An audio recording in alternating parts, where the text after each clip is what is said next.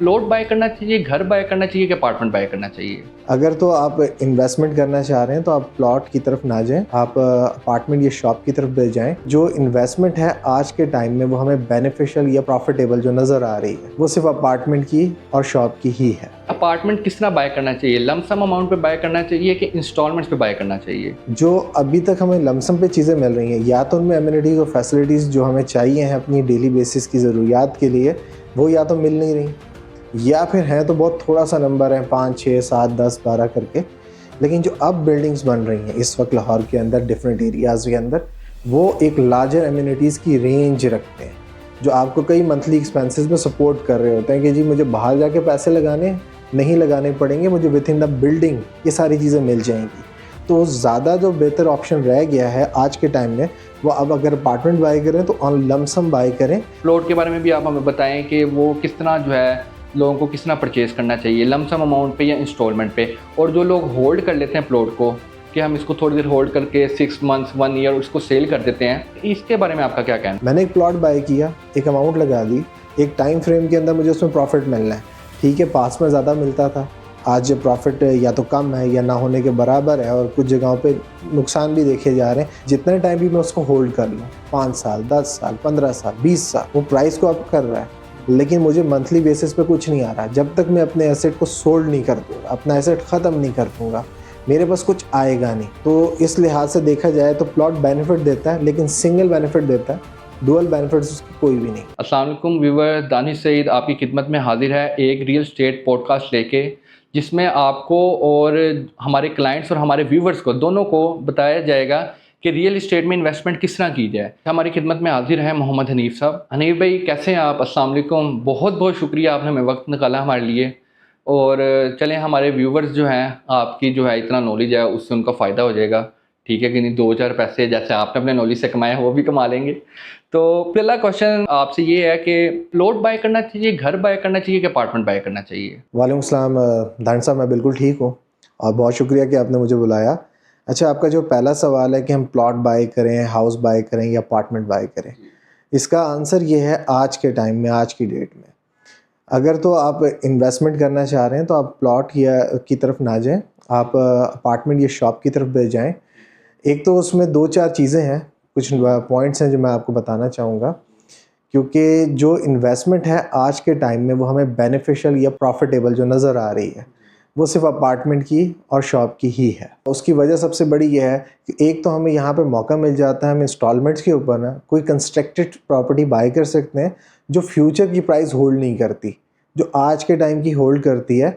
And जब future आता है तो हमें उस टाइम का प्रॉफिट भी गेन होता है, हमें बहुत सारे रेंटल्स भी मिल जाते हैं, मल्टीपल और अदर बेनिफिट्स हम गेन कर पाते हैं। तो इसलिए शॉप्स एंड अपार्टमेंट है, और ज़्यादातर अगर आपने रिहाइश करनी है तो फिर अपार्टमेंट ही आपका मेन टॉपिक होना चाहिए। अच्छा नहीं भाई, ये तो आपने बहुत ज़बरदस्त बात की कि अपार्टमेंट बाय करना चाहिए। ये भी अब हमारे व्यूवर्स को बता दें कि अपार्टमेंट किस तरह बाय करना चाहिए, लमसम अमाउंट पे बाय करना चाहिए कि इंस्टॉलमेंट्स पे बाय करना चाहिए? जी दानिश साहब, अपार्टमेंट दोनों ऑप्शंस में मिल जाते हैं, चाहे हम लमसम पे बाय करने जा रहे हो चाहे हम इंस्टॉलमेंट पे बाय कर रहे हो, लेकिन दोनों में थोड़ा सा डिफरेंस आ रहा है। जो अभी तक हमें लमसम पे चीज़ें मिल रही हैं, या तो उनमें एमिनिटीज़ और फैसिलिटीज़ जो हमें चाहिए हैं अपनी डेली बेसिस की ज़रूरियात के लिए, वो या तो मिल नहीं रही, या फिर हैं तो बहुत थोड़ा सा नंबर है, 5 6 7 10 12 करके। लेकिन जो अब बिल्डिंग्स बन रही हैं इस वक्त लाहौर के अंदर डिफरेंट एरियाज़ के अंदर, वो एक लार्जर एमिनिटीज़ की रेंज रखते हैं जो आपको कई मंथली एक्सपेंसेस में सपोर्ट कर रहे होते हैं कि जी मुझे बाहर जाके पैसे नहीं लगाने पड़ेंगे, मुझे विद इन द बिल्डिंग ये सारी चीज़ें मिल जाएंगी। तो ज़्यादा जो बेहतर ऑप्शन रह गया है आज के टाइम में, वो अब अगर अपार्टमेंट बाय करें तो ऑन लमसम बाय करें, रादर देन कि आप कोई चीज़ जो है वो लमसम पे बाय करें।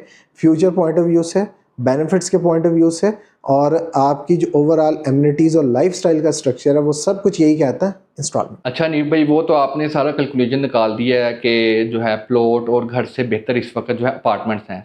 लेकिन जो हमारे कई व्यूवर्स और कई क्लाइंट्स ऐसे हैं कि जो ओल्ड स्कूल थॉट्स जो है रखते हैं, ठीक है कि नहीं?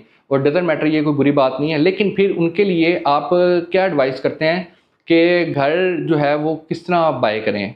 एक होम लोन लेके अगर बाय कर लें वो बेहतरीन है कि होम लोन लिए बगैर ही वो अगर कोई छोटी अमाउंट या उसी को अपने फंड्स को इकट्ठा करके कैपिटल करके इकट्ठे लमसम अमाउंट पे बाय करें, वो बेहतर है? जी दानिश साहब, बिल्कुल आप सही कह रहे हैं कि हाउसेस हमें जो है वो बहुत सारे मल्टीपल ऑप्शन से मिल सकते हैं। बैंक लोन आ रहा है, फाइनेंशियल लोन्स आ रहा है, और फिर बहुत सारे डेवलपर्स भी हमें ऑफर दे रहे होते हैं।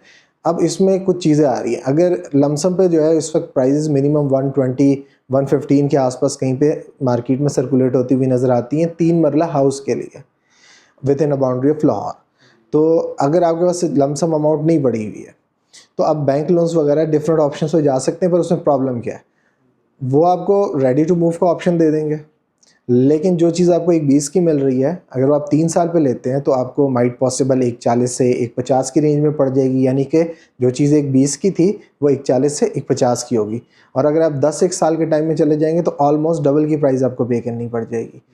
तो ये चीज़ें ना आपकी लाइफ को कहीं ना कहीं स्ट्रक कर सकती है, ठीक है। इससे तो ज़्यादा बेहतर ऑप्शन वो रह जाता है जो नॉर्मली डेवलपर्स आपको दे रहे होते हैं कि आप ऑन इंस्टॉलमेंट चीज़ें बाय कर सकते हैं। एक स्पेसिफिक टाइम पीरियड आपको दे दिया गया होता है कि लाइक आपका पेमेंट प्लान 3 साल का है और पोजेशन आपको 2 ईयर में या 3 ईयर में मिलेगा। लेकिन इसमें कुछ समहाउ ऐसे भी ऑप्शंस हमें मिल जाते हैं कि आप अपने 70% या 80% का पोर्शन जो है इन एडवांस पे कर दें तो आपको पोजेशन टाइम जल्दी मिल जाता है। टाइम पीरियड आप उसमें अपने डेवलपर से डिस्कस कर सकते हैं। अगर डेवलपर इस चीज़ पे एग्री कर ले और आप उतनी अमाउंट पे कर लें तो वो ज़्यादा बेहतर हो जाता है। फॉर एग्जांपल आपके पास 1.20 का आपको टोटल चाहिए था, आपके पास 70-80 लैक्स पड़ा हुआ, 90 लैक्स पड़ा, आप अपने डेवलपर से बात कर सकते हैं कि ये भाई मुझसे अपफ्रंट ले लें, मुझे 6 मंथ में, 8 मंथ में, 10 मंथ में, जैसे डेवलपर कंफर्टेबल है आप कंफर्टेबल है, अपना पोजेशन गेन कर लें और रिमेनिंग अमाउंट जो फ्रॉम डे 1 अपनी इंस्टॉलमेंट में कन्वर्ट करा के पे करते रहें। तो वो भी आपके लिए ज़्यादा बेनिफिट हो जाएगा, कोई एक्स्ट्रा अमाउंट पे नहीं करनी पड़ेगी। कंक्लूजन तो हमारा ये निकला कि अपार्टमेंट ही लेने चाहिए, लेकिन हमने फिर भी ओल्ड स्कूल थॉट्स के लिए आपने हाउस का भी बता दिया है कि हाउस किस तरह बाय करना चाहिए, लमसम अमाउंट पे बाय करना चाहिए या होम लोन लेके बाय करने में क्या फ़ायदा और क्या नुकसान है। अब ये है कि चलें प्लॉट रह गया, प्लॉट के बारे में भी आप हमें बताएं कि वो किस तरह जो है लोगों को किस तरह परचेज़ करना चाहिए, लमसम अमाउंट पे या इंस्टॉलमेंट पे। और जो लोग होल्ड कर लेते हैं प्लॉट को कि हम इसको थोड़ी देर होल्ड करके 6 मंथ्स 1 ईयर उसको सेल कर देते हैं, इसके बारे में आपका क्या कहना है? ये क्या तो ये बेनिफिशियल है कि टाइम वेस्ट है? हाँ जी दानिश साहब, बिल्कुल सही है। प्लॉट बिल्कुल बाय किए जाते रहे हैं माजी के अंदर और उसको होल्ड भी करते हैं तो डेफिनेटली बेनिफिट आता है। लेकिन इसमें सबसे बड़ा चैलेंज क्या है, मैंने एक प्लॉट बाय किया, एक अमाउंट लगा दी, एक टाइम फ्रेम के अंदर मुझे उसमें प्रॉफिट मिलना है। ठीक है, पास में ज़्यादा मिलता था, आज प्रॉफिट या तो कम है या ना होने के बराबर है और कुछ जगहों पे नुकसान भी देखे जा रहे हैं कि मतलब आज ये प्राइस होनी चाहिए थी, मुझे ये प्रॉफिट हासिल होना चाहिए था। फॉर एग्जांपल 40 लाख नहीं हो रहा, 30 है, 35 है। कुछ लोगों ने रिसेंटली बाइस की थी तो जितने में उन्होंने ख़रीदा था उससे नीचे में चीज़ जा रही है उनकी, काफ़ी मल्टीपल चीज़ें। लेकिन ये है कि जितने टाइम भी मैं उसको होल्ड कर लूँ, 5 साल, 10 साल, 15 साल, 20 साल, वो प्राइस को अप कर रहा है, लेकिन मुझे मंथली बेसिस पे कुछ नहीं आ रहा। जब तक मैं अपने एसेट को सोल्ड नहीं कर दूंगा, अपना एसेट ख़त्म नहीं कर दूंगा, मेरे पास कुछ आएगा नहीं। तो इस लिहाज से देखा जाए तो प्लॉट बेनिफिट देता है, लेकिन सिंगल बेनिफिट देता है, डुअल बेनिफिट्स उसकी कोई भी नहीं। अच्छा नहीं भाई, जो एक कंसर्निंग क्वेश्चन है वो ये है कि जो बिगनर्स लेवल के जो इन्वेस्टर्स हैं, ठीक है कि नहीं, इन्वेस्टर्स कह लें या वो अपने कैपिटल सिक्योर करना चाहते हैं, क्योंकि कई लोग होते हैं जो बैंक में पैसा रखना को जो है मुनासिब नहीं समझते और वो कहते हैं कि शरई लिहाज से हम जो है प्रॉपर्टी में इन्वेस्ट कर दें। तो उनके लिए आपका क्या कहना है कि जो बिगनर्स हैं, जो अपनी अमाउंट जो है, जो उनको बिल्कुल भी नॉलेज नहीं है प्रॉपर्टी में इन्वेस्ट करने की, लेकिन वो जो बैंक से निकल के और रियल एस्टेट में एक शरई लिहाज से इन्वेस्ट करना चाह रहे हैं, अपने पैसे को बोनस करना चाह रहे हैं, उनके लिए आपका क्या कहना है कि वो अगर 1 करोड़ अमाउंट है किसी के पास, एक मैक्सिमम कह लें, मिनिमम ना कहें, मैक्सिमम अगर 1 करोड़ किसी के पास अमाउंट है तो वो उसको किस तरह यूटिलाइज़ कर सकता है? हाँ जी, बिल्कुल सही है। अब इसमें 2 चीज़ें हैं, मैं इसको थोड़ा-सा ना डिफरेंशिएट करना चाहूँगा कि एक न्यू पर्सन किस तरीके से इन्वेस्टमेंट करे और इसके पास लार्जर अमाउंट है, वो कैसे इन्वेस्ट करे। कुछ पास्ट की चीज़ें इसमें ऐड ऑन करूँगा, कुछ आज की और कुछ फ्यूचर की, ताकि लोगों को टोटल कंक्लूजन सही तरीके से समझ में आ सके। सबसे पहले अगर हम बात कर लेते हैं कि माज़ी में इन्वेस्टमेंट किस तरीके से नॉर्मली लोग कर रहे थे, वो सिंपल एक प्लॉट्स था और उसमें ये चीज़ थी कि अगर आपके पास एक लार्जर अमाउंट पड़ी है तो आप उसे 2 हिस्सों में तकसीम कर लेते थे कि प्लॉट की तरफ चले जाते थे, एक शहर के एक तरफ ले लिया, एक शहर के दूसरी तरफ ले लिया, या आप इन्वेस्टर अभी स्टार्ट कर रहे हैं, चीज़ों को समझ रहे हैं तो एक किसी सस्ती जगह पे जाके प्लॉट ले लिया, पोजेशन का वेट किया और उसे सेल आउट कर दिया। ये कुछ माजी की प्रैक्टिसेस रही हैं। लेकिन इस टाइम फ्रेम के अंदर जो पाकिस्तान में इस वक्त चल रहा है, अगर फॉर एग्जांपल आपके पास 1 करोड़ पड़ा है तो आप उसे 2 हिस्सों में तकसीम करें। एक हिस्से को जो है वो आप इन्वेस्ट करें अपार्टमेंट की साइड पे और एक इन्वेस्ट करें आप शॉप्स की साइड पे। आपने सिर्फ इन 2 साइड्स पे रहना है, प्लॉट की साइड पे नहीं जाना। अगर आपने उसके ऊपर घर बनाना है, रिहाइश इख्तियार करनी है, डेफिनेटली प्लॉट की तरफ जाएं। लेकिन प्लॉट बाय किया, कैरी किया, उसे सोल्ड किया, वो आज के टाइम में इतनी अच्छी इफेक्टिवली वर्क नहीं कर पा रहा। लेकिन अगर उस पर ही रहना है हमें, तो फिर स्पेसिफिक एरियाज़ तलाश करने पड़ेंगे जो पूरे लाहौर में सिर्फ 2, 3 या 4 ही ऑप्शंस की जगहों पे ऑप्शंस हो सकते हैं इतने बड़े लाहौर के सराउंडिंग्स में, कि हम लोगों का लाहौर जो पहले कभी शायद ठोकर तक हुआ करता था, अब रायविंड को जाके हिट कर रहा है, कसूर को जाके हिट कर रहा है, दूसरी तरफ काला शाह को, गुजरावाला की तरफ जाके हम लोग चीज़ों को हिट कर रहे हैं। तो इतने बड़े लाहौर में हमें गिनी चुनी जगहें ही मिलने वाली हैं, लेकिन ऑप्शंस मिल सकते हैं। लेकिन यहाँ पे ना अगर आज के टाइम में हम डिवाइड कर देते हैं प्लॉट के अंदर, हाउस के अंदर, तो हमें कई बेनिफिट्स हैं। किसी भी शख्स को बिज़नेस करना है तो या तो वो अपनी शॉप बाय करेगा या फिर वो किसी से रेंट पे लेगा।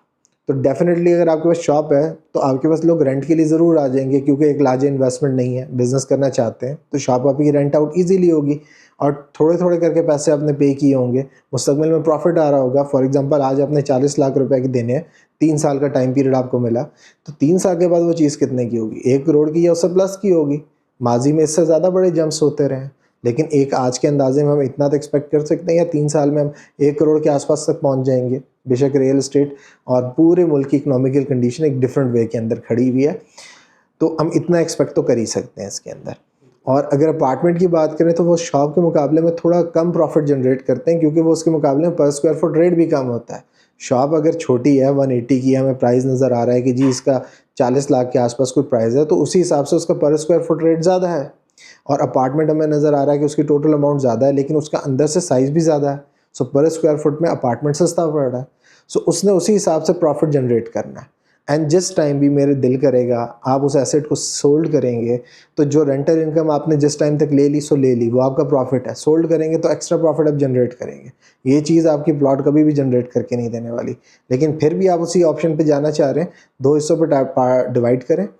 एक से आप अपना कोई एक फ़ाइल ले लें, 2 फाइल ले लें, जो भी आप अपने बजट में समझते हैं मैं पे कर पाऊँगा, और फाइल लेनी है। लमसम पे प्लॉट नहीं लेना, उसका कोई बेनिफिट आपको नहीं गेन होने वाला। 10 साल 15 साल से पहले आपने वो लिया किसी जगह पे, उसकी आप मंथली इंस्टॉलमेंट्स पे कर रहे हैं, कोई एडजस्टमेंट फॉर्म्स वगैरह आते हैं, कोई और बेनिफिट देती है सोसाइटी, आप उसके थ्रू उसको अपनी इंस्टॉलमेंट को रिड्यूस करने पे काम करें। दूसरे एंड पे आपने एक शॉप या एक अपार्टमेंट लाजिम लेना है।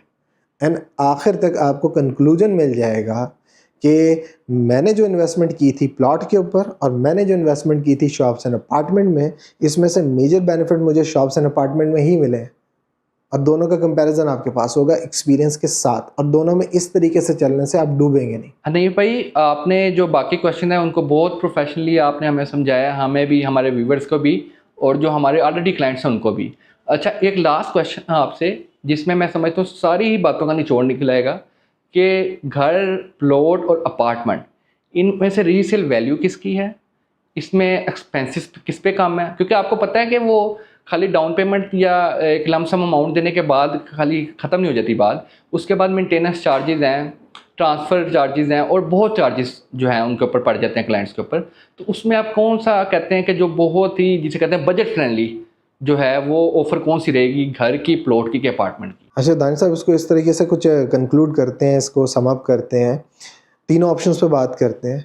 मैं जो चीज़ को कैलकुलेट करूँगा वो इस चीज़ पे करूँगा कि मैंने कितने पैसे लगाए थे, कितने टाइम पीरियड के लिए लगाए थे, कितना प्रॉफिट मैं जनरेट कर चुका हूँ, मज़ीद कितना आने की एक्सपेक्टेशंस है, या मुझे कितना टाइम अभी मज़ीद वेट करना पड़ेगा। ठीक है, कुछ भी आप उसको कह लें। अब इसमें जो चीज़ सबसे पहले मैं ये देखूँगा कि मेरे लिए किस चीज़ को बाय करना सबसे ईजी रहा होगा। ठीक है, अब मेरी इनकम कितनी है, मैं अपनी फैमिली को सपोर्ट्स के साथ जो है वो किस चीज़ को बाय कर पाऊँगा उतने तरीके से, ठीक है, इजीली मैं उसको मैनेज कर पाऊँगा।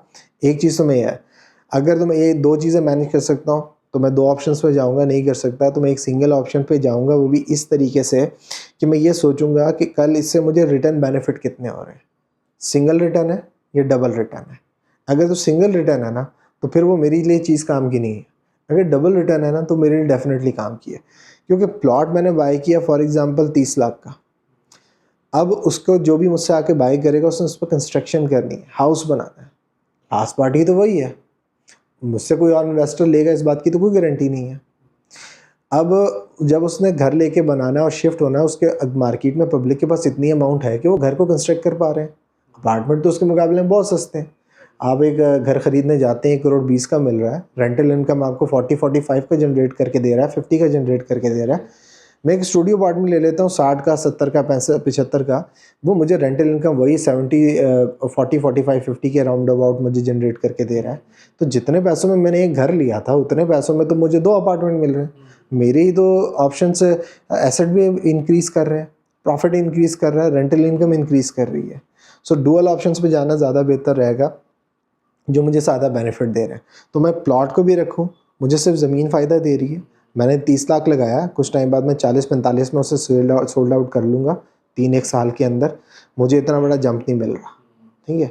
मैं एक शॉप पे जाता हूँ, 30-1 लाख रुपया लगाया, मैं 3 साल के अंदर बाद उसको सेल करना चाहता हूँ, मुझे 60-70-75-80 के करीब रिटर्न बैक मिल जाएगा, रेंटल इनकम सेपरेट मिल जाएगी। ये सबसे बड़ा मेजर जंप है। अब मैं अपार्टमेंट में जाता हूँ और मैं 30 लाख ही लगाता हूँ, अब क्या होगा? अब अपार्टमेंट में गया, मैंने 30 लाख लगाए, तो मैं डेफिनेटली अगर मैं शॉप में 70-80 को हिट कर रहा हूँ तो मैं इसमें 50-55-60 को हिट करूँगा, क्योंकि मैं शॉप से कम पे ही बेनिफिट पे रहूँगा, उससे ऊपर नहीं जा सकता। सबसे मेजर बेनिफिट आपको शॉप देती है, उसके बाद अपार्टमेंट देता है, ठीक है, उसके बाद फिर प्लॉट होता है। लेकिन अगर इस कैटेगरी में मैं हाउस को भी एडजस्ट करूँ तो हाउस का क्या है, हाउस आपको लार्जर बेनिफिट नहीं देता कभी भी। इसका और प्लॉट का प्रॉफिट एक ही तरीके से बराबर होता है। फॉर एग्जांपल, मैंने अगर कोई 30 लाख रुपए का प्लॉट लिया है, वो मेरा जाके 40-45 को हिट कर रहा है, तो जो परसेंटेज रेशो यहाँ पे बन रही है वही परसेंटेज रेशो मेरे हाउसेस पे भी अप्लाई होगी, ठीक है, और रेंटल इनकम भी आएगी। लेकिन सवाल सबसे बड़ा ये है कि मेरे पास रेंटल इनकम के लिए कोई आएगा, वो ये सोचेगा नहीं कि मैंने कोई चीज़ बाय तो करनी नहीं है, उसके बाद मुझे अपनी फैमिली को लाइफस्टाइल भी देना है, स्टैंडर्ड्स भी मेंटेन करने हैं। तो मैं अपार्टमेंट में चला जाता हूँ जहाँ पे मुझे एक लार्जर एमिनिटीज़ मिल रही है उसी प्राइस के अंदर कि मंथली का मुझे एक सिंपल सी अमाउंट पे करनी है। रेंट मुझे इधर भी देना है, रेंट मुझे उधर भी देना है, लेकिन इधर घर के अंदर बैठ के मुझे अपनी मल्टीपल लाइफस्टाइल जो मैं अपनी फैमिली को देना चाह रहा हूँ, सहूलतें देना चाह रहा हूँ, सबके लिए अलग अलग अलग अलग पे करना पड़ेगा। महीने का 40-50-60 हज़ार रुपये मुझे अलग देना पड़ेगा। अपार्टमेंट में मुझे वो 10-15 हज़ार रुपये में, 20 हज़ार रुपये में कहीं पर मिल जाएगी, तो मेरा खर्चा बचता है, मेरी फैमिली हैप्पी होती है, तो मैं फिर अपार्टमेंट की तरफ चल पड़ूँगा। तो ये रेंटल इनकम के अंदर चीज़ें आ गई। फिर घर मेरे पास है, मुझे मेंटेनेंस खुद देनी है। मेरे पास अपार्टमेंट है तो जो डेवलपर्स हैं वो मुझे मेंटेनेंस की बैकअप सपोर्ट दे रहे होते हैं, तो मुझे मेंटेनेंस वहाँ पे सस्ती पड़ती है। घर में मुझे मेंटेनेंस ज़्यादा पड़ती है। रेंट पेयर आए, कुछ टाइम रहे, वो कुछ अच्छे तरीके से यूज़ करते हैं या बुरे तरीके से यूज़ करते हैं, मुझे बार बार उसको मेंटेनेंस करनी है। एंड ये नहीं कि मैंने मेंटेन कर दिया देन कोई नहीं, वो तो वो पे करके जाएंगे। जितनी बार मेंटेनेंस करेंगे घर के ऊपर कोई ना कोई इफेक्ट तो पड़ेगा उसका, चाहे वो आज में नज़र आए, चाहे वो 10 साल बाद नज़र आए, चाहे 12 साल बाद नज़र आए। देन क्या होगा? उस वक्त मैं उसे बेचने जाऊँगा तो मुझे ज़मीन के और मलबे के पैसे मिल रहे होंगे। बेशक मेरी बिल्डिंग खड़ी है पर ज़मीन और मलबे के पैसे रह जाएंगे। तो उससे बेहतर है फिर मैं अपार्टमेंट की तरफ जाऊँ जहाँ पे प्रोफेशनल टीम मुझे मेंटेनेंस और बैकअप्स दे रही होगी। तो मेरी ज़्यादा ज़िंदगी बेहतर सहूलत जो है वो मुझे इस तरह की इन्वेस्टमेंट्स के अंदर नज़र आ रही होती है, बजाय निस्बत ओल्ड स्कूल थॉट के। एंड उसमें एक छोटी सी एग्जांपल कोट कर दूंगा आपको। एक टाइम था, ठीक है, टाइपराइटर बिका करते थे, कंप्यूटर सिस्टम्स काम नहीं करते थे। लेकिन जब कंप्यूटर सिस्टम आए तो बहुत सी कंपनीज़ ने ये सोचा कि हम तो टाइपराइटर ही बनाएंगे, हमने नहीं बनाना कंप्यूटर सिस्टम। उस टाइम की बड़ी बड़ी कंपनीज अपने प्रोडक्ट को कबाड़िए को बेच रहे थे, ब्रांड न्यू प्रोडक्ट को, क्योंकि मार्केट में बायर नहीं था, ठीक है। मार्केट में मोबाइल फ़ोन्स चल रहे थे, नोकिया का फ़ोन अवेलेबल था, छोटा, बात करने के लिए काफ़ी था, मैसेज भेजने के काफ़ी था, सिग्नल्स बहुत स्ट्रॉन्ग थे, बैटरी टाइम बहुत बड़ा था। लेकिन मार्केट में एंड्रॉयड और iOS आए तो वो उनकी सेल्स डाउन हुए और एंड्रॉयड iOS की सेल्स बढ़ गई। हालांकि ये एक्सपेंसिव थे, बैटरी टाइमिंग उसकी इतनी अच्छी नहीं थी, एंड उसके मुकाबले का सिग्नल नहीं था। अभी भी आप बेसमेंट में चले जाएं, वो पुराना छोटा फ़ोन बेसमेंट में आपको सिग्नल पूरे दे रहा होता है, बात कर पा रहे होते हैं आप। उन नए फ़ोन्स के साथ सबके साथ नहीं हो पाती, लेकिन फिर भी एंड्रॉयड और iOS मार्केट में डिमांड रखते हैं। अच्छा, अब मैं आपको इतनी सारी चीज़ें बता रहा हूँ, अब इसमें से बहुत सारी चीज़ें ना रियलिस्टिक लग रही होंगी, बहुत सारी चीज़ें ना इमेजिनरी वर्ल्ड की लग रही होंगी, पता नहीं ये हो सकता नहीं हो सकता। तो मैं आपको ये बता दूँ कि जो हमारा प्लेटफॉर्म है आसान हो, वो इन चीज़ों पे काम कर रहा है। और बड़ी डीप डिटेल एंड वर्किंग में कर रहा है। जहाँ पे डेवलपर्स काम नहीं कर रहे वहाँ पे भी हम काम कर रहे हैं। अब भला कैसे? और ये हमारी स्ट्रेंथ क्या है, हम कर भी सकते हैं नहीं कर सकते। हमारे पास जो है ना वो सारे डिपार्टमेंट इन हाउस है। फॉर एग्जांपल कंस्ट्रक्शन का ले लें, सेल्स मार्केटिंग का, डिजिटल मार्केटिंग का ले लें, रेंटल इनकम का ले लें, अकाउंट्स का ले लें, रिकवरी का दे दें। पहले तो हमने सारी चीज़ें इन हाउस की ताकि हम लोग जो है एक स्ट्रॉन्ग पोजीशन में हो कि चीज़ों को हकीकत का रंग दे सकें हम। उसके बाद हम लोगों ने एक और काम किया कि हमने स्टैंडर्ड बेस्ड पेमेंट प्लान तो हमने दिया ही दिया, लेकिन बैलून पेमेंट्स ख़त्म कर दी। लाइक 6 मंथ की और ईयर की अमाउंट्स वो नहीं दी। Down payment, monthly instalment and possession amounts. Second काम हमने ये किया कि हमने कंस्ट्रक्शन बेस्ड पेमेंट प्लान दे दिया। आपने डाउन पेमेंट दी, आपका यूनिट रिजर्व हो गया। अब उसके बाद आप पोजेशन अमाउंट अपनी पोजेशन टाइम पे देंगे। रिमेनिंग का जो दरमियान का पोर्शन है उसे कुछ कंस्ट्रक्शन माइलस्टोन पे डिवाइड कर लिया। पहले हम माइलस्टोन अचीव करेंगे, आपको कॉल जाएगी, आप साइट पे लोकेशन पे जाके उसे वेरीफाई करेंगे। वेरीफाई करने के बाद हमें अमाउंट ट्रांसफ़र करेंगे। ठीक है, ये चीज़ की। फिर साथ में जो डेवलपर्स की तरफ से नॉर्मली कुछ चीज़ें नहीं की जा रही होती, आप मार्केट की तरफ जाते हैं, जैसे आफ्टर सेल सर्विस है एंड उसके साथ ही साथ जो है वो रेंटल मैनेजमेंट होती है या फर्निशिंग की। अगर आप किसी प्रोजेक्ट में, हमारे पास तो मल्टीपल है, कुछ प्रोजेक्ट में फर्निशिंग की सहूलत है, किसी में नहीं है, तो फर्निशिंग के अंदर भी हम वर्कआउट कर रहे होते हैं। और किस तरीके से आपने कोई एक चीज़ बाय की, इन्वेस्टमेंट का रियलिस्टिक टाइम पीरियड 1 साल का होता है, तो आप 1 साल चीज़ को अपने पास होल्ड करें और टिल डेट आपकी सारी इंस्टॉलमेंट्स क्लियर हो। और फिर किसी रीज़न से आप बेचना चाह रहे हैं तो हम लोग आपके चीज़ को माइनस करने, रिड्यूस करने के या मार्केट के ऊपर आपको छोड़ने के बजाय हम आपको सपोर्ट करेंगे रीसेल में, ताकि आप लोग एक अच्छा प्रॉफिट गेन कर पाएँ। दूसरी चीज़ हम लोगों ने ये रखी है कि आप उसे रेंटल इनकम के ऊपर लेके जाना चाह रहे हैं। आप खुद नहीं रहना चाह रहे, ये चीज़ बाय हो चुकी है, पोजेसन में आ चुकी है, अब आप रेंटल इनकम चाहते हैं। मार्केट में राइट लेफ्ट डीलर्स के पास जाने की ज़रूरत नहीं, आपने जस्ट हमें फ़ोन करना है कि भाई ये प्रोडक्ट आपकी कंपनी की थी, आपके प्रोजेक्ट की थी, आप लोगों से बाई की थी, हम लोग जो है इसको रेंट आउट करना चाह रहे हैं, तो हम लोग आपकी चीज़ को खुद रेंट आउट करके देंगे। एक बार नहीं, मल्टीपल टाइम्स करेंगे, अगेन एंड अगेन करेंगे। और उसके बाद फिर अगर तीसरी चीज़ पोजेसन का टाइम आ गया, आप अपने यूनिट को फर्निश करना चाह रहे हैं, आपके पास अमाउंट थोड़ी है, लाइक आपके पास 1.5 पड़ा है, 2 लाख पड़ा है, आप हमें फ़ोन करते हैं, जो भी आपके पास अमाउंट पड़ी है हम उसमें आपको फर्निश करने में हेल्प आउट करते हैं। अपने लिंक्स, एक्सपीरियंसेस, मार्केट का नॉलेज जहाँ कहीं तक है, उन सबको यूज़ करते हुए आपके लिए वर्किंग करने की कोशिश करते हैं। एज़ डेवलपर मैं ये समझता हूँ कि हमें अपने क्लाइंट्स को सपोर्ट करना चाहिए, उनके लिए काम करना चाहिए और डोर्स ओपन रखने चाहिए कि क्लाइंट कोई फीडबैक देता है और उससे आपको कोई लॉस नहीं होता, लेकिन क्लाइंट को बेनिफिट पहुँचता है, तो उस चीज़ पे भी काम होना चाहिए। हनीफ भाई, हमारे व्यूवर्स को बहुत ज़्यादा इन्फॉर्मेटिव बेनिफिट्स हुए होंगे आपकी इस हमारी गपशप से। तो मैं चाहता हूँ कि व्यूवर्स को कि आपको इतने क्वेश्चन आंसर्स के बाद आपके माइंड में, ज़ाहिर बात है बहुत से क्वेश्चंस आपके माइंड में और जो हैं डेवलप हो गए होंगे। उन क्वेश्चंस को आप या तो कमेंट्स भी कर सकते हैं और हमारे स्क्रीन पे दिए गए हुए नंबर्स पे रब्ता भी कर सकते हैं।